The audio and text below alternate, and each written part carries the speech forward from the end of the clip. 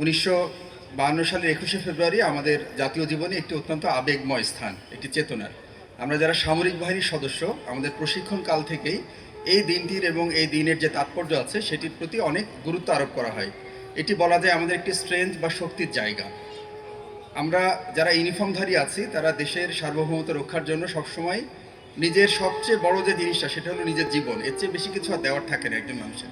এই জীবন দেওয়ার জন্য আমরা প্রশিক্ষণ প্রাপ্ত হই এবং এই প্রশিক্ষণ এর শুরুতেই আমাদেরকে যে একটি জায়গাতে আমাদের শক্তি হিসেবে উপস্থাপন করা হয় সেটি হলো 21শে ফেব্রুয়ারি।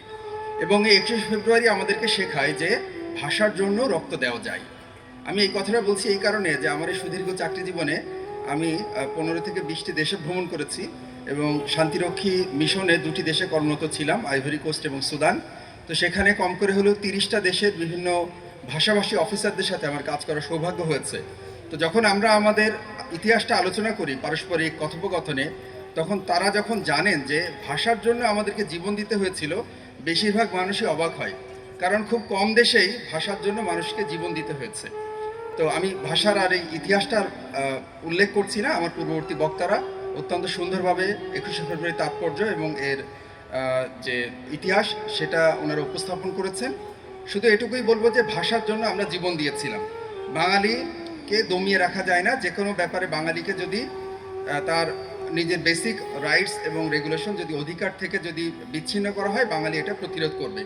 একই ভূমিকা আমরা দেখেছি যে 1971 সালের মহান স্বাধীনতা যুদ্ধে আমাদের এই দেশকে একটি স্বাধীন সার্বভৌম রাষ্ট্র হিসেবে প্রতিষ্ঠার জন্য আমরা অনেক রক্ত দিয়েছি।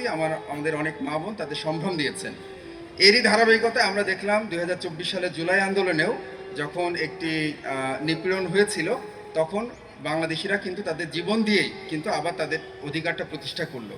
তো এই কথাটা এই জন্যই বললাম যে অন্যান্য দেশের অফিসারদের সাথে যখন আমরা আমাদের অভিজ্ঞতাগুলো শেয়ার করি, তখন তারা বলেন যে আসলেই বাংলাদেশিদের ইতিহাসটা অনেক রক্তস্নাত একটি ইতিহাস। এই জাতিকে ভাষার জন্য রক্ত দিতে হয়েছে, এই জাতির একটি স্বাধীন মানচিত্র পাওয়ার জন্য রক্ত দিতে হয়েছে এবং অনেক সময় নিজের অধিকার প্রতিষ্ঠা করার জন্য এই জাতিকে রক্ত দিতে হয়েছে। তো সেনাবাহিনীর সদস্য হিসেবে এই দিনটি আমাদের একটি স্পিরিটের জায়গা হিসেবে কাজ করে। শেষে আমি একটি ছোট্ট আবেদন দিয়ে আমার সংক্ষিপ্ত বক্তব্য শেষ করব। যে কোনো ভাষা শেখার জন্য গ্রামার বা ব্যাকরণ আমরা যেটা বলি, এটা খুবই গুরুত্বপূর্ণ।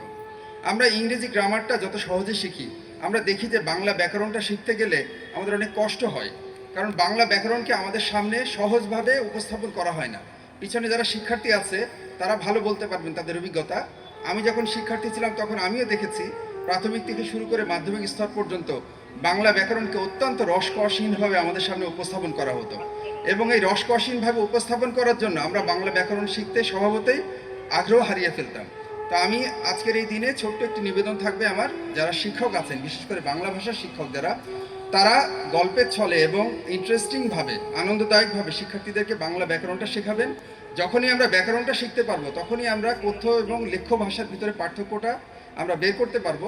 আমরা নতুন নতুন শব্দ, তার প্রতিশব্দ, সমর্থক শব্দ এগুলো আমরা জানতে পারবো এবং সঠিক নিয়ম মেনে আমরা বাংলা ভাষাটাকে আরও উপরের দিকে তুলে ধরতে পারবো।